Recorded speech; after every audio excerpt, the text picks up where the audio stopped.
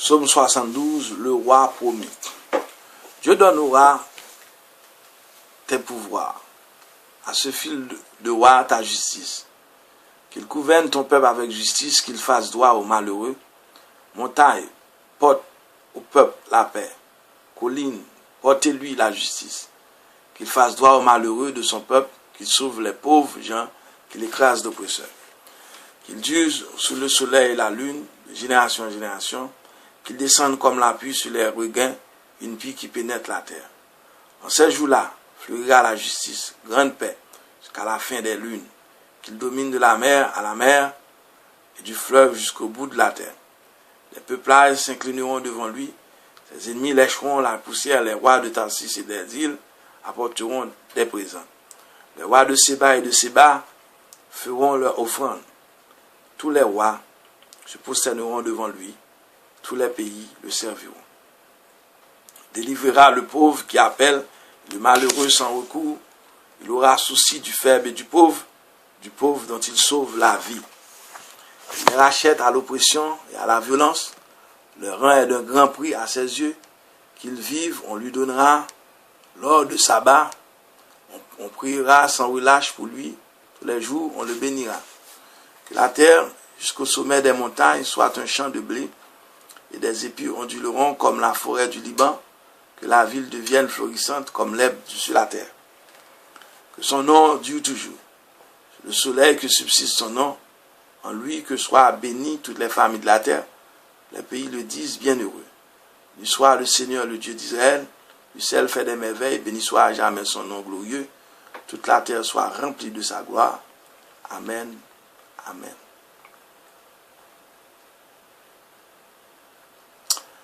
Le psaume 72 nous intéresse à plus d'un titre. Il se présente comme une prière pour le roi et se classe naturellement parmi les psaumes royaux. En outre, il termine le deuxième livre du Sautier et Vatican II dans l'Humaine Gentium, paragraphe 13, fait allusion à l'universalisme de son verset 10. Les rois de Tarsis et des îles apporteront des présents. Le roi de notre psaume, à qui ces rois du monde rendons ainsi hommage, est-il un roi terrestre? Poser la question, c'est aborder le problème du messianisme. Notre psaume parle-t-il directement du messia à l'exclusion du roi terrestre? Si oui, le psaume serait messianique au sens littéral, ou bien vise-t-il directement un roi terrestre et seulement en second lieu le Messie? Si oui, le psaume ne serait messianique qu'au sens typique. Il n'en fut pas toujours ainsi. L'exégèse actuelle considère le psaume 69 comme messianiste au sens typique. Du même coup, c'est fixé la composition du psaume à l'époque monarchique, c'est-à-dire avant l'exil à Babylone 587. Est-il possible de préciser davantage? Certains auteurs pensent qu'au début de la monarchie, selon cette hypothèse, notre psaume serait à peu près contemporain. Les psaumes royaux anciens, psaume 2, psaume 18, psaume 20, psaume 21, psaume 110, psaume 132. Monarchie à l'époque d'Ézéchias, de Joas, par exemple. L'idéologie royale d'Ésaïe 9, verset 1 à 6, Ésaïe 11, verset 1 à 9, qui transparaît dans le texte, et aussi la préoccupation sociale de justice et de paix, constituent des arguments décisifs en faveur de la fin de l'époque royale. Quant à l'esquisse de la structure, elle se reflète sur notre tableau. Et la solennelle invocation d'entrée, verset 1 à 4, la justice, la pauvreté, première strophe de l'hymne royal, verset 5 à 8, soleil, lune, terre, mer, fertilité, deuxième strophe de l'hymne royal, verset 9 à 11, le roi, les présents, les ennemis, troisième strophe de l'hymne royal, verset 12 à 14, tous les affligés, quatrième strophe de l'hymne royal, verset 15 à 17, soleil, terre, fertilité, bénédiction, la solennelle doxologie, conclusion du deuxième livre du Sautier, verset 18 à 19, colophon, verset 20. Somme de Salomon. Le titre attribue le psaume 72 à Salomon. Cela se comprend, le nom de Salomon est encore synonyme de splendeur, richesse, sagesse. En outre, certains versets 1, 2, 10 du psaume 72 font penser à Salomon. 1 roi 3, verset 12 à continuer. Et 1 roi 3, verset 28. Donc, de toute façon, 1 roi 3, de tout le chapitre. Ce serait plus bien. Rien de plus. D'ailleurs, la Septante et la Vulgate ont lu pour Salomon, ce qui revient à dire que l'expression de Salomon doit s'interpréter comme de David sans désignation d'auteur. La solennelle invocation d'entrée, versets 1 à 4, cette invocation présente la royauté comme un don de Dieu selon la conception théocratique classique.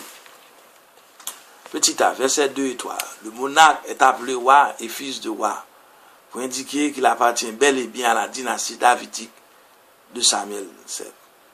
On demande qu'il gouverne avec justice. Nous sommes au cœur de l'idéologie royale biblique, de même que Dieu gouverne le monde avec justice, Psaume 36, verset 7. Ainsi, son lieutenant, le roi, doit imiter son seigneur, autrement il serait un traître, un roi illégitime.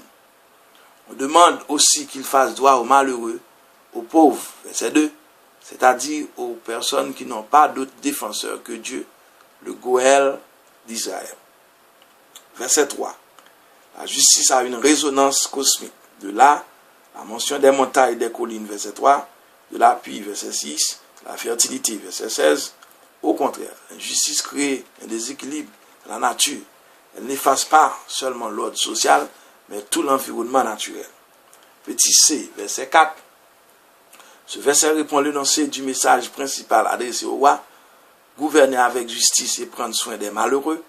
Cet enseignement vaut la peine d'être retenu, car l'injustice bouleverse non seulement la vie sociale, mais aussi l'ordre cosmique. L'homme de l'Antiquité ne vit pas isolé dans un univers inerte, des liens quasi organiques le relient à son entourage, humain ou matériel.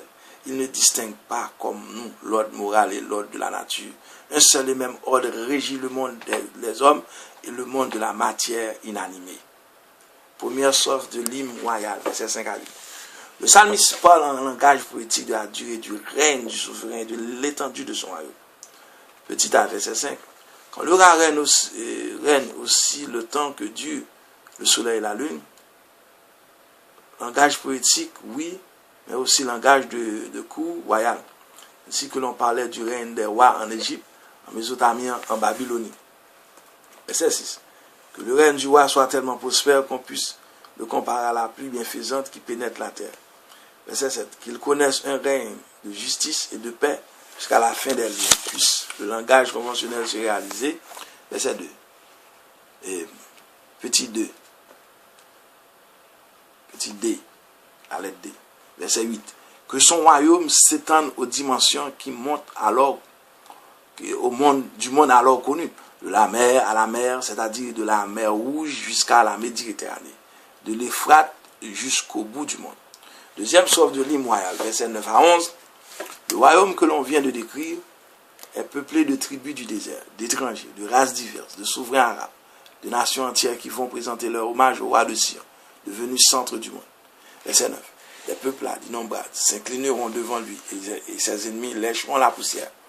Petit b, verset 10. On viendra même de l'Espagne, Tarsis, et des îles de Méditerranée lui apporter des présents. Les rois de Saba et de Saba lui feront aussi leurs offrandes. La mention de Saba dans le sud de l'Arabie évoque l'épisode concernant Salomon, un roi 10.